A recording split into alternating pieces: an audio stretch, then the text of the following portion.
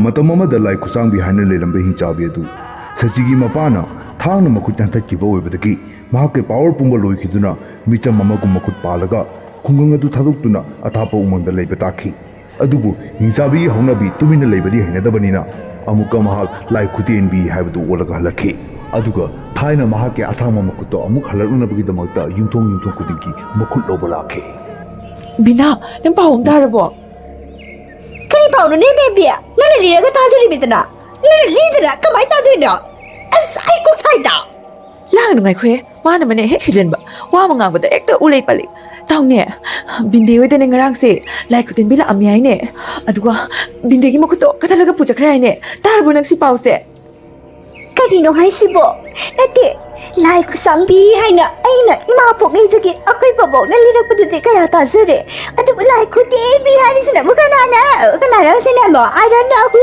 is it ada sipna mak tosna ba orang ngani ko rumor orang ngani I don't care Lai khwe nang sinu pi ni ko nupi gi makuchine hai puri se angang ka lebado angang ge ka kana pu de hai hai ma adudi ibema kare chekchina leyo ko nangisu khutto phasa ba pan minute nang ngau bani na please take care of you khangidana take care oina lega daw ba hoye ba aina haire da nai thengre chalage Kariya aina di nangi namang taw wish to biraga nang di ai wanda kari maram da ba nati ai gisu khutto titta boy tatta boy a Khut-Tenbi du na pu da boy kan na wish to ro mudana kali na me thaw wa sa da chakena tawri ba se wish to ro thuna Kaino Lai Khut-Tenbi da na mi puna maki makut lawrak tori mi ado ai lo du siruk nang gi lahob na phatro ai chale ko Baby, oh my god, baby, nang yamay, oh baby, nang siboyo, oh my god. Mayam na di ay mo kau nagrabani, adubo ay mo kanam na kaubayaroy, ay gimin Lai Khut-Sangbi ni adubo makutagay. Lai Khut-Tenbi ore ado Lai Khut-Sangbi ore na bagita magtay hausin, mayam mo nang sinaya.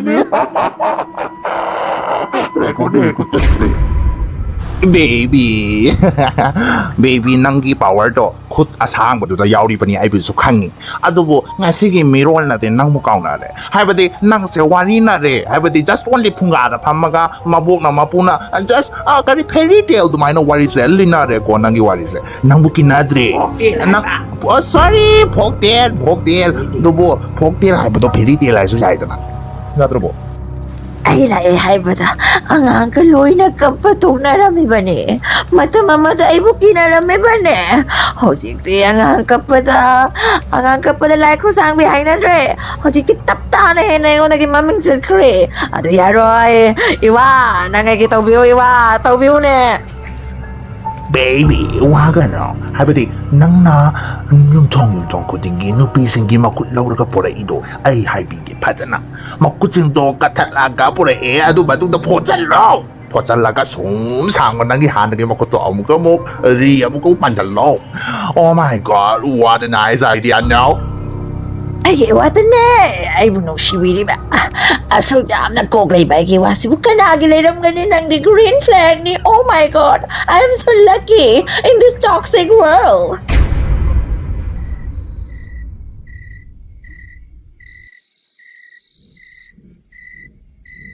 sabi mapa yadri ko ke sabi mapalay bro sabi mapa ay laiye nagauna bagi laibi bro so tina kasi da kanano niya ay kinupabu man ng mundi ko na riba oh my god karaman no pino niya so katabi karaman no haiba ay tuwa sila mama toki no mama Lai Khut-Tenbi lai haiba ni mama toki no mama taraman ni Lai Khut-Tenbi na ngoy na nang bada kanina na ipang na hey berani ti auto bator kano ay wala adugo ba kontrata na kano kanina is nang kaso takri ay wala natin mapanalay riba sa kanano kangi haiba ibo nang ti go kasing ko yate ki Khut-Tenbi do magadi khutkak na pukal gani kangi iso ano bo nalang dili sabi ko na magadi nang kay mapagan mo sila ba mi ora magadi tumin na ay mangzabi ni Okay.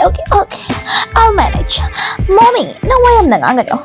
Ay na kung gini hazik ay koy papa lay hay na. Okay? Laye. Papa laye. Chak. ꯀꯔꯤꯅꯣꯅꯦ ꯂꯩꯌꯥꯏꯅꯦ ꯑꯩꯒꯤ ꯈꯨꯠꯁꯦ ꯇꯠꯂꯕꯁꯦ ꯑꯗꯨꯝ ꯇꯠꯇ꯭ꯔꯣꯕꯅꯦ ꯐꯔꯦ ꯐꯔꯦ ꯉꯁꯤꯗꯤ ꯆꯠꯂꯒꯦ ꯍꯌꯦꯡꯗꯤ ꯅꯄꯥ ꯂꯩꯍꯜꯂꯝꯒꯅꯨꯀꯣ ꯅꯃꯥꯇꯪ ꯂꯩꯍꯜꯂꯝꯃꯨꯀꯣ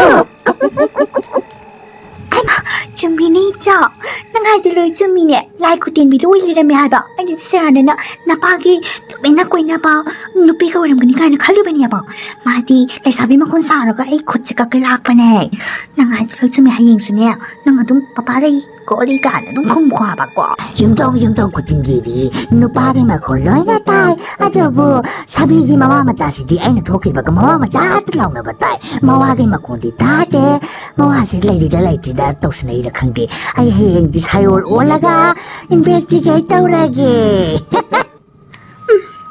이뱀니 ꯂꯥꯎ ꯁꯤꯒ ꯂꯥꯎ ꯋꯥꯔꯤ ꯌꯥꯝ ꯇꯥꯟꯅꯁꯤ ꯂꯥꯎ ꯀꯩ ꯂꯩꯔꯒꯦ ꯀꯅꯥꯅꯣ ꯃꯁꯛ ꯈꯪꯗ꯭ꯔꯤꯅꯦ ꯍꯅꯨꯕꯤ ꯔꯤꯡꯀꯜ ꯀꯥꯕꯤ ꯆꯤꯛꯄꯣꯟꯁꯀꯁꯦ ꯁꯣꯟꯊꯔꯕꯤ ꯑꯣꯏꯈ꯭ꯔꯕꯅꯤꯅ ꯂꯣꯏ ꯀꯧꯔꯝꯃꯅꯤꯅꯦ ꯐꯔꯦ ꯑꯩꯅ ꯏꯟꯇ꯭ꯔꯣꯗ꯭ꯌꯨꯁꯀ ꯇꯧꯖꯗꯕ ꯄꯥꯝꯖꯗ꯭ꯔꯦ ꯋꯥ ꯃꯥꯡꯈꯤꯅꯦ ꯅꯠꯇꯦ ꯈꯨꯟꯁꯤꯕꯨ ꯅꯨꯄꯥ ꯉꯥꯛꯇꯅ ꯄꯥꯜꯂꯕ꯭ꯔꯅꯦ ꯅꯠꯇꯦ ꯌꯨꯝꯊꯣꯡ ꯈꯨꯗꯤꯡꯒꯤ ꯅꯨꯄꯥ ꯉꯥꯛꯇ ꯂꯩꯔꯕ ꯍꯥꯏꯕ ꯅꯨꯄꯥ ꯃꯈꯣꯟ ꯉꯥꯛꯇ ꯇꯥꯏ ꯍꯥꯏꯗꯤ ꯅꯨꯄꯥ ꯂꯩꯇꯕ ꯌꯨꯝꯒ ꯂꯩꯇꯕ꯭ꯔꯥꯕ ꯍꯦꯔꯥ ꯀꯩꯅꯣ ꯅꯪꯒꯤ ꯈꯨꯍꯜꯂꯥꯟꯁꯤꯁꯨ ꯅꯨꯄꯥ ꯂꯩꯇꯕ ꯌꯨꯝꯒ ꯂꯩꯇꯕ꯭ꯔꯥ ꯍꯥꯏꯁꯤꯕꯨ ꯀꯔꯤ ꯋꯥꯔꯤꯅꯣꯅꯦ ꯃꯥꯏ ꯃꯥꯏꯒꯤ ꯅꯨꯄꯥ ꯅꯨꯄꯤ ꯂꯩꯅ ꯍꯔꯥꯎ ꯍꯔꯥꯎ ꯂꯩꯖꯔꯤꯕꯁꯤꯕꯨ ꯌꯦꯡꯅꯤꯡꯗ꯭ꯔꯕ ꯌꯥꯝꯅ ꯂꯩ ꯂꯩꯇꯕꯁꯨ ꯌꯥꯎꯗꯕ ꯅꯠꯇꯦ ꯂꯩꯇꯕ ꯌꯥꯎꯔꯤꯕꯅꯦ ꯑꯗꯨꯒꯤ ꯅꯠꯇꯦꯗ ꯑꯩꯁꯦ ꯁꯕꯤ ꯍꯣꯏꯒꯤ ꯔꯤꯂꯦꯇꯤꯚ ꯑꯣꯏꯕ ꯑꯗꯨꯗ ꯍꯥꯏꯕꯗꯤ ꯃꯥꯏ ꯅꯨꯄꯥꯁꯦ ꯍꯥꯏꯗꯤ ꯀꯥꯏꯗ ꯊꯣꯛꯀꯦ ꯍꯥꯏꯕꯗꯤ ꯃꯥ ꯂꯝꯇꯨꯒ ꯊꯣꯛꯄ꯭ꯔꯥꯕ ꯃꯌꯨꯝꯗ ꯏꯂꯩ ꯂꯩꯕ ꯎꯗꯕ ꯑꯩꯅ ꯅꯠꯇꯦ ꯂꯩꯕ꯭ꯔꯣ ꯑꯩꯅ ꯁꯨꯝ ꯈꯪꯅꯤꯡꯕꯅꯤꯗ ꯀꯩꯅꯣ ꯍꯥꯏꯁꯤꯕꯣ ꯁꯥꯕꯤ ꯍꯣꯏꯒꯤ ꯊꯣꯛꯅꯩꯗꯤ ꯍꯥꯏꯔꯒ ꯀꯩꯅꯣ ꯁꯥꯕꯤ ꯃꯄꯥꯗꯤ ꯀꯨꯏꯔꯦ ꯂꯩꯈꯤꯗꯕ ꯆꯍꯤꯃꯨꯛ ꯐꯥꯔꯦ ꯃꯥꯒꯤꯗꯤ ꯐꯤꯔꯣꯏꯁꯨ ꯂꯣꯏꯈ꯭ꯔꯕꯅꯦ ꯀꯩꯅꯣ ꯅꯪꯅ ꯈꯪꯗ꯭ꯔꯤꯁꯤꯕꯣ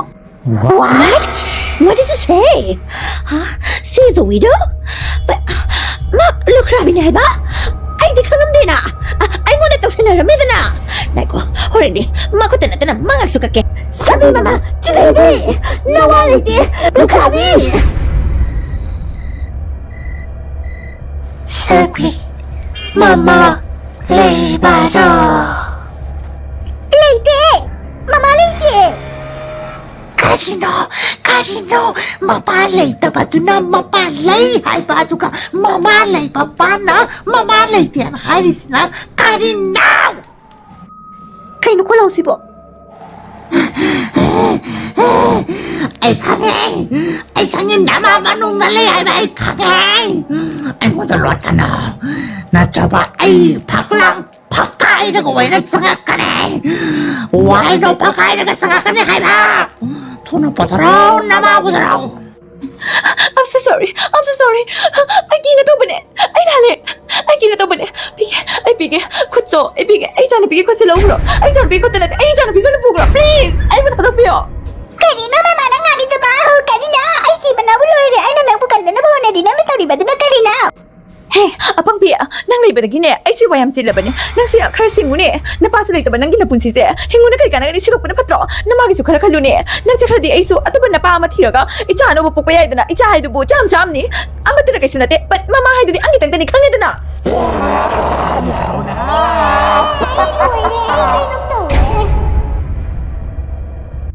Tamo, biryani do adu hina lay do ko haren. Ay khoy da khara changa mo. Mi ka lay bro. Dino he, itanda lay basibo. Nang kamdro, ay di kuya na, itanda lay ba? Kamami papa suloy na. Papa na abroad na lay ba kang gungad ni. Ay itanda ni, akiki ilay bakse iramdam sinung shibagi hay dare. Papa na chasi hay ba surjala na chasi hay ba siya na lay ba ni. Tamo sila hindi. Adagi ibani do one night stand hay ba di movie yung si hay ba Netflix and chill, okay? Tame ko tame. Mami, 통하고, mami. Kanano ne? Kanano mami ka kuris na? Ichaso lay tabalik sabi yung munda. Hey, kanano mami ka harada na. Sakit tabi kanano sibo. Tang punilami na dabada. Kau berbuloy na. Nagi na sana pini. Sabi ne, 통하고, mami mapanda. Numidang ne. Nupa ko rin lami na dito. As masit sabi nang sigraday ne. Kudin mina pura ganang mutathokraday ne. Ngasi nupa una gito basida. Ngasi ni numit sinatri. Sukui basa ina nupa duga. Hoy wari sunagi si na matam silen bane. No madi kau gaya na. Hojik thajare kau ba yare na kau ba numit sigana lai sa kay gino. Kawai si chak bana noya ba ibo. Mami, ay roy kangin ano tao di ba nila ala kangin. Tungangan. Sabi namabula na law gano. Hoy nama dilali ko. Kutin bigi mo kutanang bupiki ba daw. Nama alam bi mani. Adubo nama na nang silam dahil high kidra. haikidra hayo namadi ang kitang tani machadi mayam pokpa yai ado nangi nananupi mayam haidi kaino nananupi hanabra khangde mayam pokpagi process ta nama chathari namabu yet kano sabi hanna batao namabu jet kano adu khangna ne lapsa tar ga be adu khangna ne aina lakli ba ipa da sim nang nang nupa to pa koi na ge na tau da na ipa da sim nang na nang lambi da ka ke na laram ne na thare da na ipa do ga si di kabam ga ni to mane mazanu pisu lai khuten bi ni ma ko ta sina ki pa to kabam ga ni to alo ima nangi tabak kodinda success to wina labor do nga city success pel wina gani ay lakli ba sa karim ni nati ima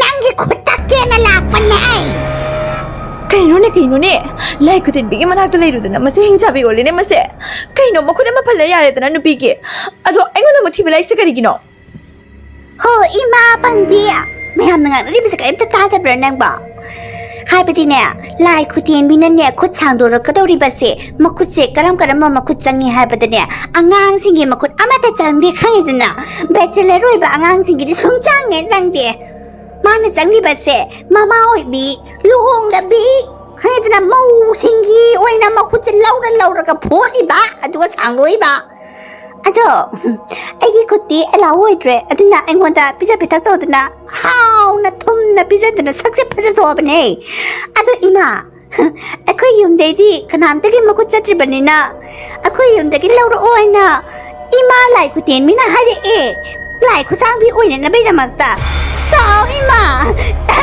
nagi ku ta lauro ke